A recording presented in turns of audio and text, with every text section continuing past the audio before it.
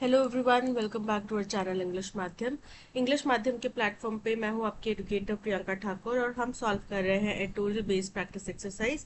Start करते हैं आज का session with thought of the day, that is you don't have to be great to start but you have to start to be great. यानी कि किसी भी कार्य को शुरुआत करने के लिए आपको जरूरी नहीं है महान होना पड़े, राइट।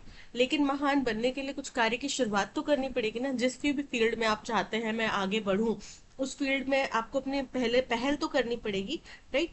तो पहल करना ही सबसे बड़ा और सबसे महत्वपूर्ण कार्य होता है और वही सबसे ज्यादा चुनौतीपूर्ण होता है। एक बार आपने पहल कर ली, कंसिस्टेंसी बना ली, तो फिर आप जरूर आगे आगे बढ़ते जाएंगे। चलिए स्टार्ट करते हैं। Reading comprehension and practice exercise for SSC GL 2025। The decision of the US to designate the Resistance Front (TRF) group that claimed responsibility for the Pahalgam terror attacks in April 2025 as a foreign terrorist organization हो रहे हैं। US ने फैसला किया है, decision लिया है to designate करना मतलब किसी को असाइन करना, किसी को मानना। तो जो the resistance front TRF group है उसको उन्होंने डेजिग्नेट करा है। कैसे? As a foreign terrorist organisation, FTO. और ये कौन है? टीआरएफ वो ग्रुप है जिसने पहालगम टेरर अटैक जो कि अप्रैल 2025 में हुआ था उसकी जिम्मेदारी ली थी।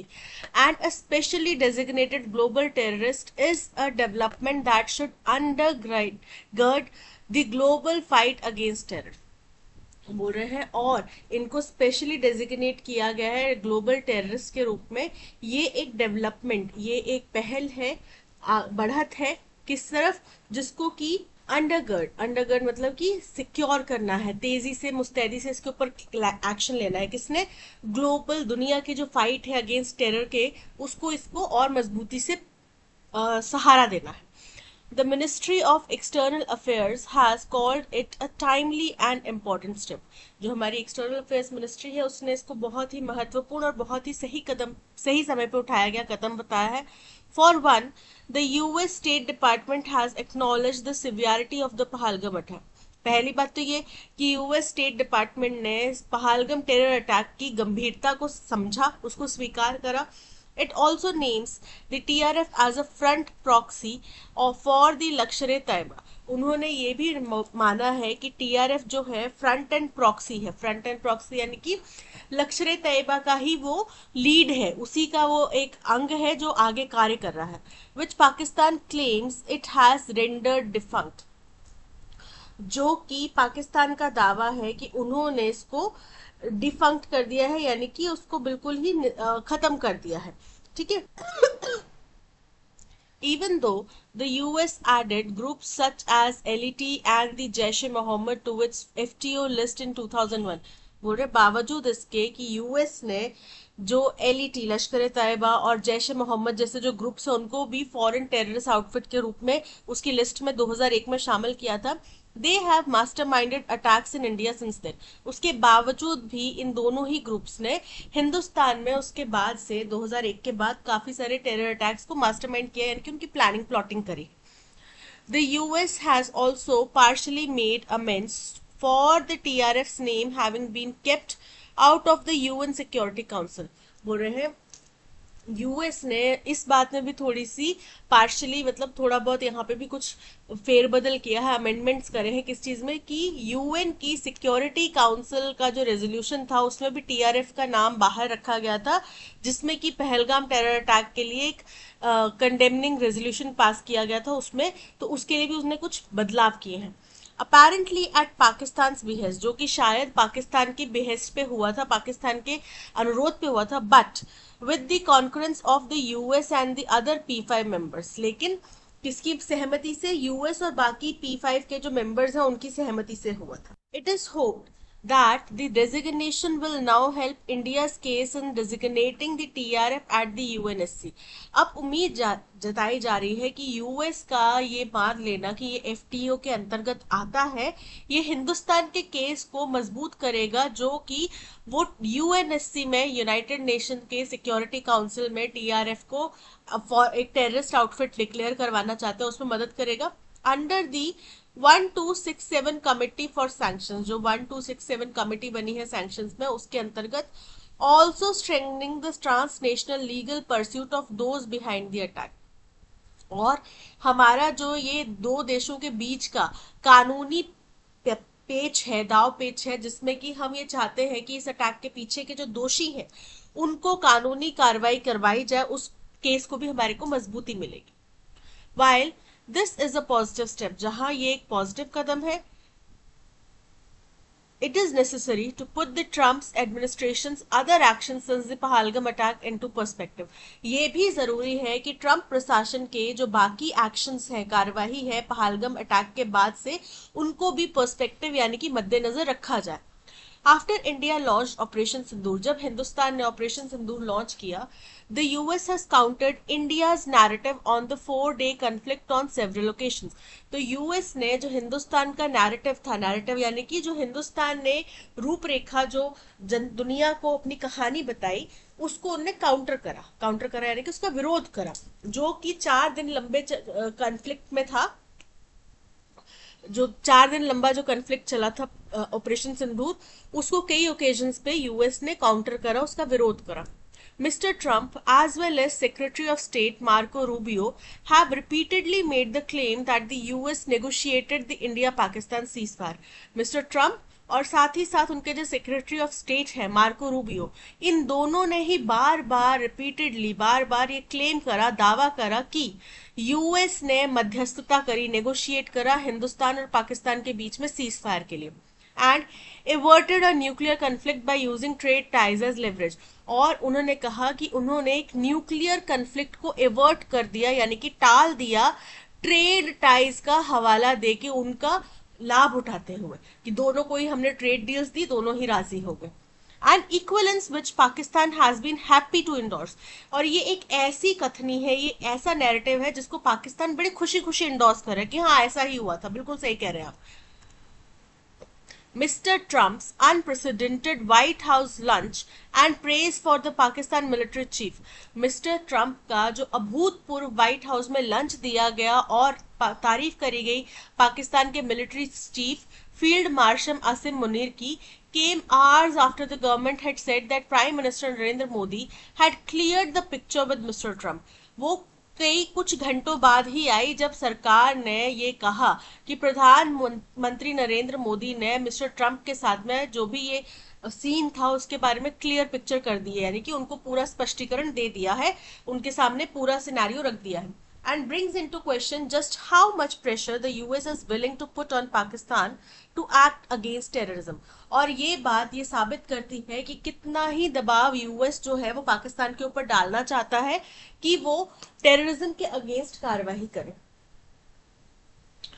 The Trump administration had held out the promise of doing more to support India in its fight against terrorism by fast-tracking the extradition।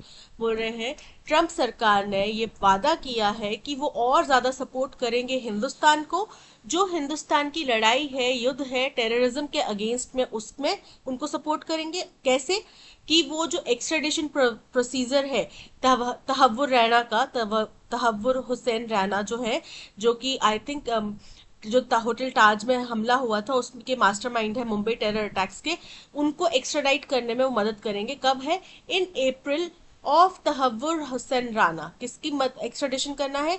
Tahawwur Hussain Rana, who was wanted by India for the 2008 Mumbai terror attacks, जो कि 2008 के Mumbai terror attacks के लिए हिंदुस्तान में wanted है।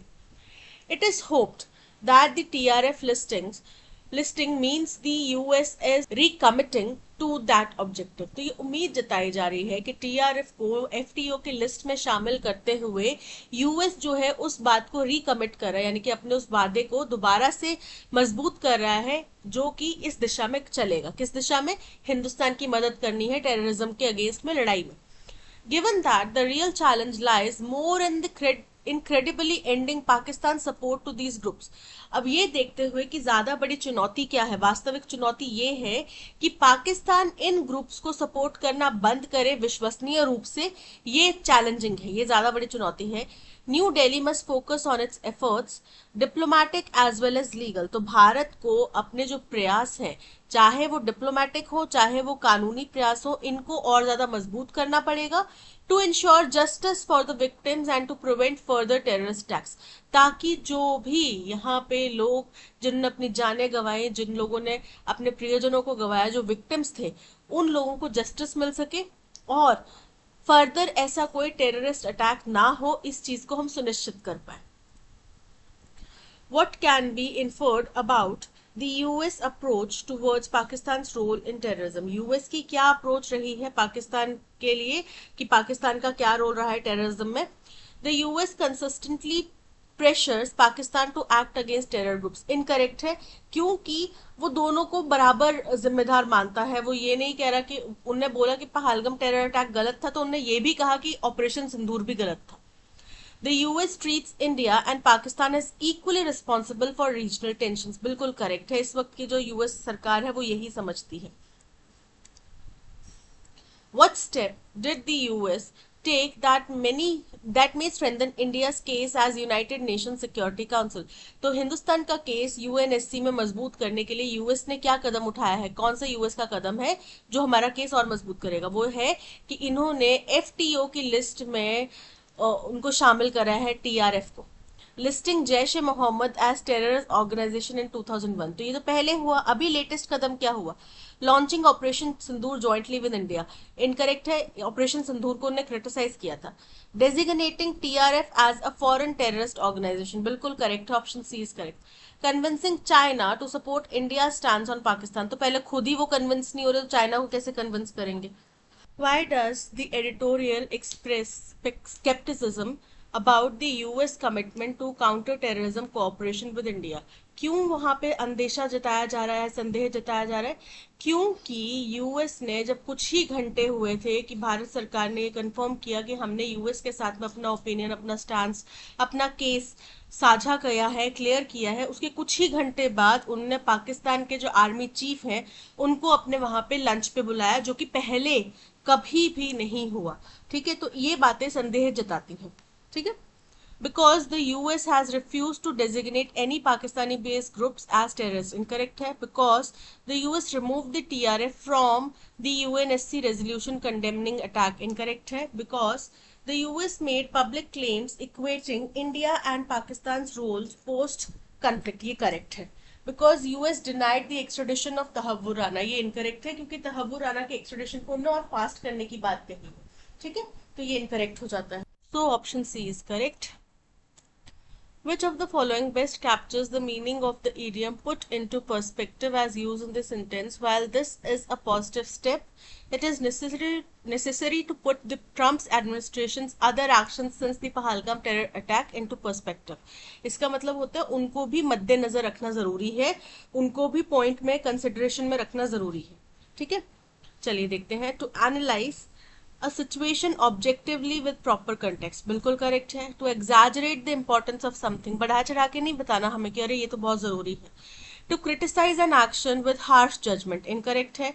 to highlight the benefits of a particular action, incorrect है, option A is correct. Antonym बताना है कॉन्करेंस का। कॉन्करेंस का मतलब होता है सहमति, अप्रूवल। ठीक है, तो एंटोनिम क्या हो जाएगा? उसका विरोध, यानी कि disagreement. but with the concurrence of the US and P5 other P5 members. agreement, ये तो इसका सिनोनिम हो गया, अप्रूवल भी सिनोनिम हो गया, हार्मनी भी सिनोनिम हो गया। डिसेंट, डिसेंट का मतलब होता है विरोध या फिर disapproval. So option C is correct. That's all, आज के सेशन में इतना ही। इसी तरीके का full 25 question practice exercise solve करने के लिए आप हमारा पेड कोर्स ले सकते हैं फ्रॉम द वेबसाइट और ऐप। कोर्स के अंदर आपको parajumble, RC, cloze test, error finding,